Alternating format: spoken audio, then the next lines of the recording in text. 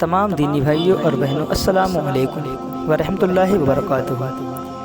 آئیے ہم اور آپ سب سے پہلے آقا انعامدار، مدینے کے تاجدار، دونوں جہاں کے مالک و مختار حضور سرور کون مقام صلی اللہ تعالی وسلم کی بارگاہ بے کس پناہ میں درود پاک کا ہدیہ نجرانہ پیش پڑھے بآواز بلند اللہم صلی علی سیدنا و مولانا محمد وعلی آل سیدنا و مولانا محمد وبارک وسلم۔ الصلاۃ والسلام علیک یا رسول اللہ صلی اللہ تعالی وسلم۔ آج ہم اور آپ حضرت ابراہیم علیہ السلام اور حضرت اسماعیل علیہ السلام کے بارے میں آپ کو بتاتا ہوں۔ ملک عرب سے شمال کی طرف ایک چھوٹا سا ملک تھا جس کا نام فلسطین تھا۔ جب بابل کے کافروں نے ایمان نہ لائے تو حضرت ابراہیم علیہ السلام وہاں سے ہجرت کر کے فلسطین میں آ کر آباد ہوئے۔ آپ کی دو بیویاں تھیں، ایک کا نام حضرت سارہ رضی اللہ تعالی عنہ اور دوسری کا نام حضرت حاجرہ رضی اللہ تعالی عنہ تھا۔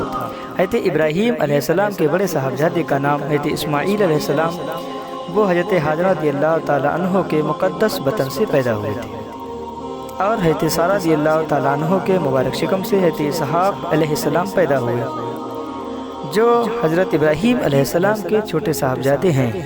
حضرت اسماعیل علیہ السلام ابھی سے خوار بچے ہی تھے کہ اللہ تعالیٰ نے حضرت ابراہیم علیہ السلام کے پاس وحی بھیجی کہ اسماعیل اور حضرت حاجرہ رضی اللہ تعالی عنہ کو مکہ پہنچا دو۔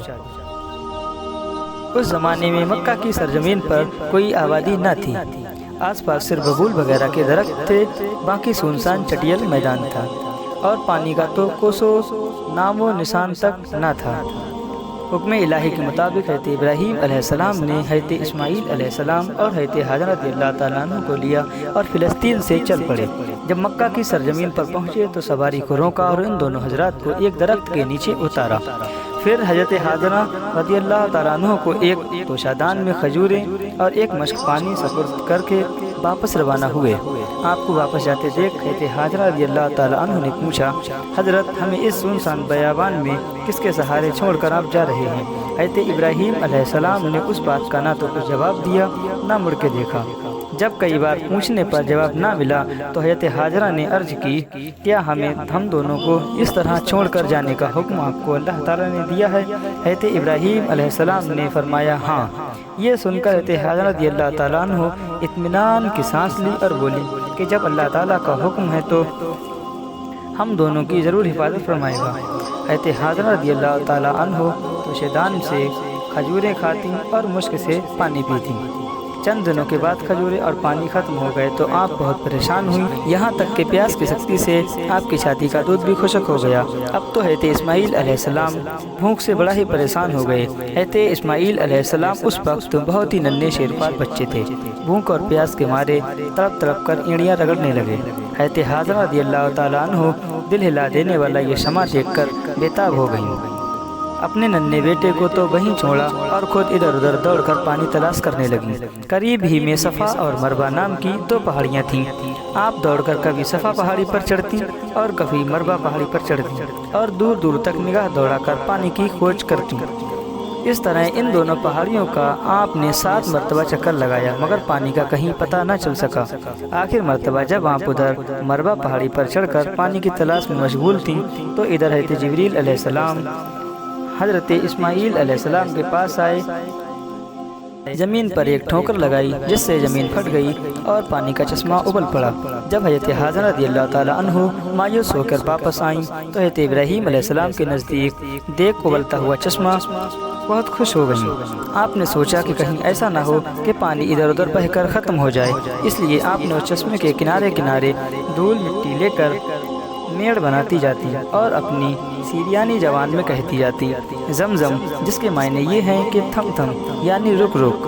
بعد میں ہمیشہ کے لیے اس مبارک چشمے کا یہی نام پڑ گیا، زمزم۔ پھر حضرت حاجرہ رضی اللہ تعالیٰ عنہ نے زمزم کا پانی خود پیا اور اپنے ننھے لاڈلے کو پلایا، جس سے دونوں کی جان میں جان پڑی اور بھوک پیاس ختم ہوئی۔ زمزم شریف کا یہ اثر ہے کہ وہ کھانا اور پینا دونوں کی جگہ کام دیتا ہے۔ مکے سے واپس جانے کے بعد حضرت ابراہیم علیہ السلام کا یہ دستور تھا کہ آپ حضرت حاجرہ رضی اللہ تعالیٰ عنہ حضرت اسماعیل علیہ السلام کی دیکھ بھال کے لیے ہر مہینے مکے سے تشریف لایا کرتے۔ صبح کو براق پر سوار ہو کر فلسطین سے چلتے اور مکہ آ کر ان دونوں حضرات سے ملاقات کرتے اور حال چال پوچھ کر پھر دن کے دوپہر کے وقت فلسطین واپس پہنچ جاتے۔ زمزم کا چشمہ ظاہر ہونے کے بعد بنی جرہم کا ایک خاندان پانی کی تلاش میں وہاں آ پہنچا۔ دیکھ کر یہاں تو پانی کے افراد تھے، ان لوگوں نے حضرت حاضرہ رضی اللہ تعالیٰ عنہ سے آباد ہونے کی اجازت مانگی۔ آپ نے اجازت دے دی، وہ لوگ بھی یہیں آباد ہو گئے۔